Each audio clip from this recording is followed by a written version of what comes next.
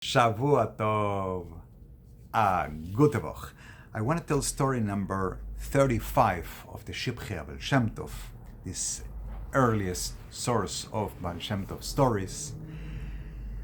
And I'll give you the title, translate it, and try to explain, but it really will make sense as we tell the story. It contains a inyan, meaning a concept in Hasidus that, the hitkarevut of Rabbi Yaakov Yosef of Polnoy to the Baal Shem Tov. Iskarevus is to be drawn near, to get closer by coming to the presence of a tzaddik. Okay? Well, explanation. Translations are cut short to this concept.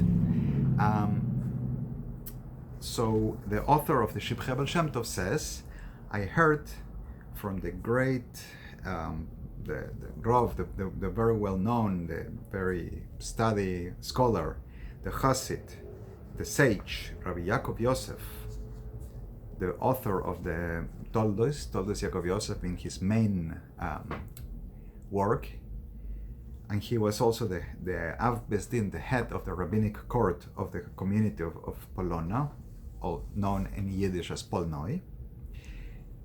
Now, the story goes into first person, Rabbi Yaakov Yosef speaking, that when the Baal Shem Tov,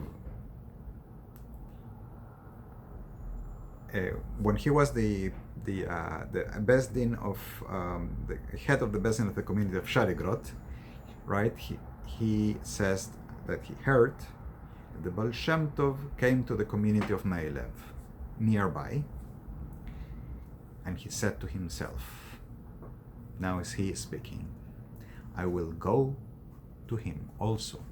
Like other people are going, I'll go too. He was not yet a chassid.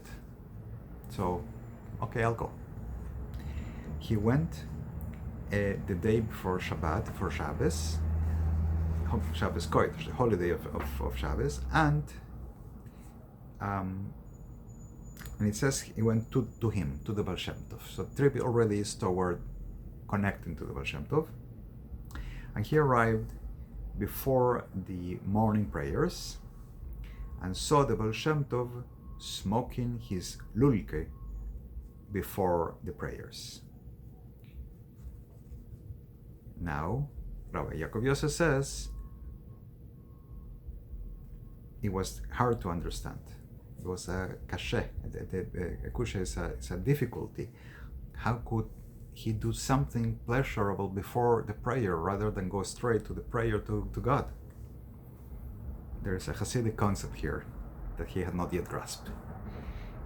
And then, at the time of the prayers, Rabbi Yaakov Yosef began crying, and he says, I cried a tremendous cry, a big cry, like I had never cried in all the days of my life. And I understood that this cry did not come from me. To this we explain that this was the ashpa, the influence of the Baal Shem Tov, as the Shechina was being drawn down during the prayer, the divine presence, the Shras HaShechina we spoke about before. This made Rabbi Yaakov Yosef cry, open up,